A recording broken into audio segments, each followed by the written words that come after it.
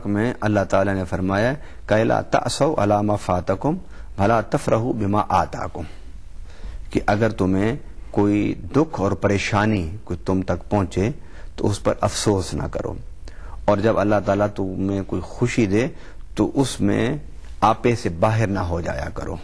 اگر کوئی دکھ آتا ہے تو اسے بھی اللہ کی طرف سے سمجھ کے برداشت کر لو، اور اگر کوئی سکھ اور نعمت آتی ہے تو اسے بھی اللہ کی طرف سے سمجھ کر اپنی طرف منسوب نہ کرو کہ میں نے یہ کیا، بلکہ اسے بھی کوئی نعمت، کوئی فضل، کوئی کرم حاصل ہوتا ہے تو اسے بھی اللہ کی طرف منسوب کرو، کیونکہ انسان آپے سے باہر تب ہوتا ہے جب وہ اسے اپنی محنتوں کو نتیجہ سمجھتا ہے۔ تو قرآن پاک نے ایک درمیانہ راستہ ہمیں دیا ہے، لا تأسوا علی ما فاتکم، اپنے آپ کو غم میں اتنا نہ ڈال دو کہ اگر کوئی چیز تم سے رہ جائے، فوت ہو جائے، نکل جائے، چھوٹ جائے، کہ اس غم میں اپنے آپ کو تباہ کر لو۔ اور اللہ تعالیٰ کے در اگر تمہیں کوئی چیز ملتی ہے تو اس میں خوشی میں آپے سے باہر نہ ہو جاؤ، نہ دکھ اختیار کرو، نہ تکبر اختیار کرو۔ اب یہ قرآن پاک کا ایک فلسفہ ہے۔ انسان کی زندگی میں آپ دنیا میں آئے نا زندگی گزارنے کے لیے، اور زندگی کیسے گزارنی؟ اللہ کے حکم کے مطابق، دین کے مطابق، شریعت کے مطابق، اخلاقیات کو سامنے رکھتے ہوئے آپ نے زندگی کو گزارنا ہے۔ اب وہ زندگی گزارنے میں آپ کو دکھ ہوں گے، اب آپ ان دکھوں کو لے کے بیٹھ جائیں اور کمرہ بند ہو جائیں تو گویا آپ نے تو زندگی کی محنت کو چھوڑ دیا۔ اور زندگی کی محنت کو چھوڑنا تو نہیں ہے نا، زندگی کی محنت کو جاری رکھنا ہے دکھوں کے باوجود، یہ صبر ہے۔ اور اگر آپ کو کوئی دکھ پہنچتا ہے تو اس دکھ میں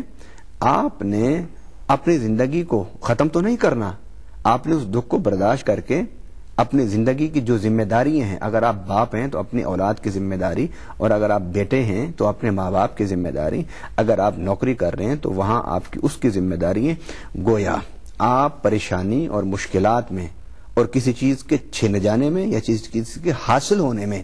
وہ رویہ اختیار نہ کریں کہ آپ اپنی زندگی کی محنت کو چھوڑ بیٹھیں۔ اچھا نواز صاحب، آپ نے فرمایا کہ ہمیں وہ رویہ اختیار نہیں کرنا کہ ہم اپنی محنت کو چھوڑ بیٹھیں، لیکن بعض دفعہ آپ کے بس میں نہیں ہوتا، جب آپ کی بہت پیاری کوئی چیز آپ سے چھن جاتی ہے، جب آپ کا کوئی بہت پیارا آپ سے بچھڑ جاتا ہے، مثلا ہمارے والدین جب ہم سے بچھڑتے ہیں، اس دنیا سے چلے جاتے ہیں، تو وہ صبر، وہ حزن کے وہ جو لمحات ہیں ان کو ایکسپریس نہیں کیا جا سکتا کہ آپ کو کتنی تکلیف ہوتی ہے، یا اولاد کا آپ سے بچھڑ جانا، اللہ تعالیٰ کے پاس چلے جانا اولاد کا، تو ان لمحات میں صبر کو ہم کس طرح سے اپنا خاصہ بنا سکتے ہیں، اور صبر کے ساتھ ہم کس طرح سے اپنے آپ کو ریلیٹ کر سکتے ہیں کہ نہیں ہمیں صبر کرنا ہے، حالانکہ آپ کے بس میں تو وہ ساری سچویشن نہیں ہے؟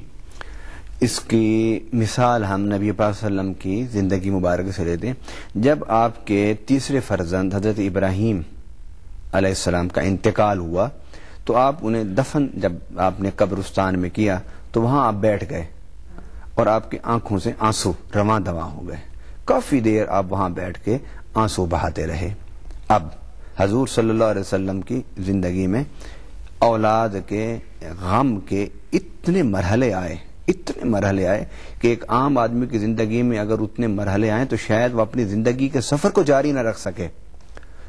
ہم دیکھتے ہیں دنیا میں کہ بہت سارے ماں باپ جب ان کی اولاد میں سے کوئی بیٹا فوت ہوا تو کچھ ہفتوں کے بعد وہ بھی دنیا سے رخصت ہو گئے، اور بے شمار ایسے بچے ہم نے دیکھے جو اپنے ماں باپ کی محبت کے میں ایسے مبتلا تھے کہ ان کی جدائی اور ان کے فراق کو برداشت نہ کر کے وہ بھی دنیا سے چلے گئے۔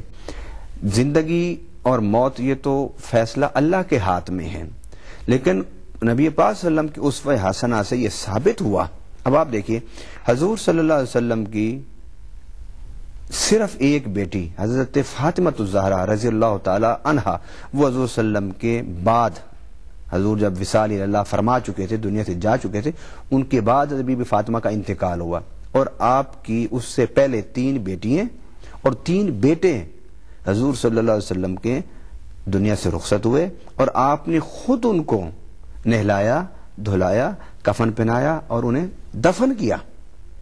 ایک عام آدمی اس قدر صبر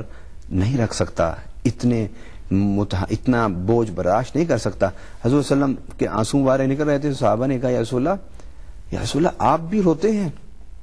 حضور صلی اللہ علیہ وسلم نے فرمایا یہ رونا جو ہے نا ایمان کی علامت ہے۔ اب یہاں رونے کی بات ہے، لیکن یہ نہیں کہ آپ سارے کام چھوڑ چھاڑ کے اس غم میں لیٹ جائیں، بالکل اس کی اسلام اجازت نہیں دیتا۔ یہ انسان اگر اس طرح کرنے لگ جائے تو وہ اپنی زندگی کے فرائض سر انجام نہیں دے سکتا۔ اب اس میں صبر کیا ہے کہ اس قدر غم، اس قدر مصائب، اس قدر مشکلات، ان سب کے ہوتے ہوئے اللہ کی طرف ان چیزوں کو متوجہ کرتے ہوئے، اللہ کی طرف ان کی منسوب کرتے ہوئے یہ کہنا انا للہ و انا الیہ راجعون، اس کا معنی ہم تو یہی کہتے ہیں نا، ہم تو صرف یہ لفظ بولتے ہیں جب کوئی مر جائے، حالانکہ اس کا معنی یہ نہیں ہے کہ آپ نے صرف اس کو مرنے پر